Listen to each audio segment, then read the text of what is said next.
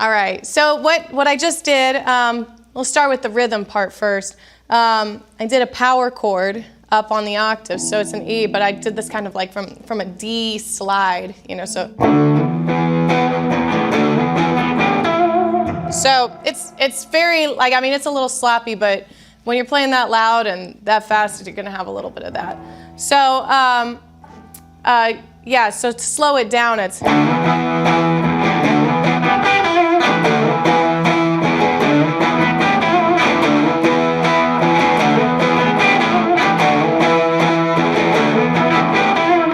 then it goes to the 4.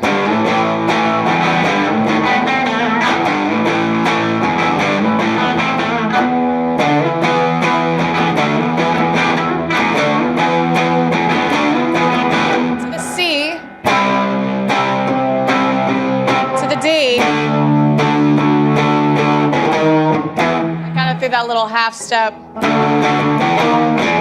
back again. So it's just pretty rock and roll, but getting the rhythm is sort of like, it's taxing to do it over and over and over again when you're doing it that fast, but just.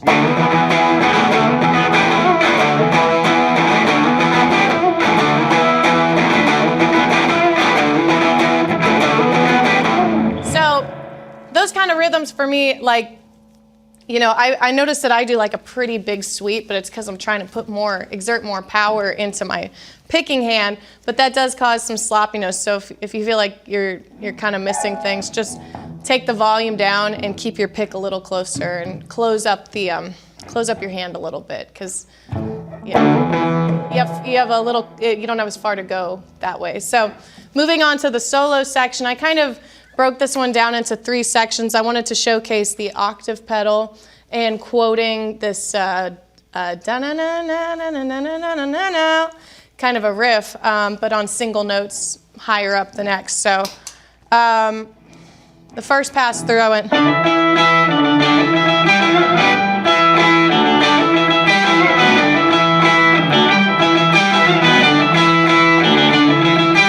then up higher.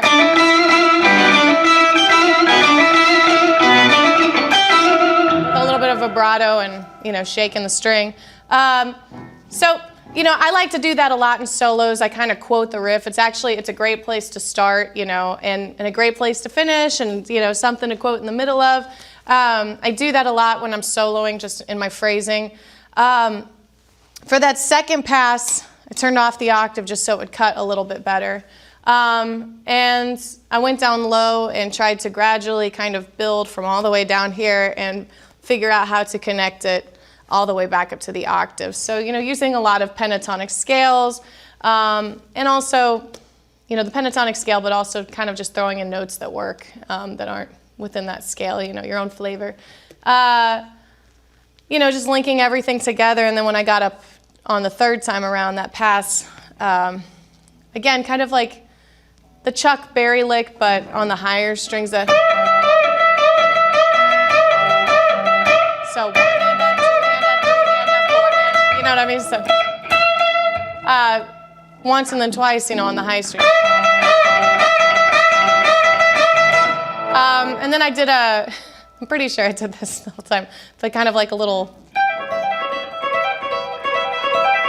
just kind of a little silly, flashy, you know, quick lick, but it's sort of like it's a pull-off, hammer-on type situation. So,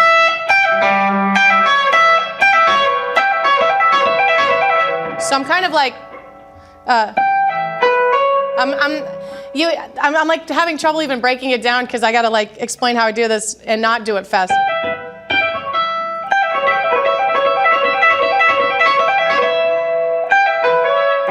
I kind of like do this, it's like a hybrid picking thing where I pick the high string with my middle finger and then pluck down with my pick on the B string. So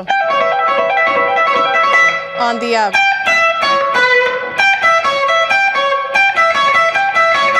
kind of like that sort of emotion. Silliness. And then, you know, resolving that to some like really emotive kind of bend. And the idea to take it all the way to the top and neck. I mean, you don't have to take every solo you take all the way up at the top, but, you know, I like to take it as many places as I can. Sometimes I end up running out of frets. So I ran out of frets on that one, but maybe you'll keep a couple extras. So it's kind of the breakdown on that song.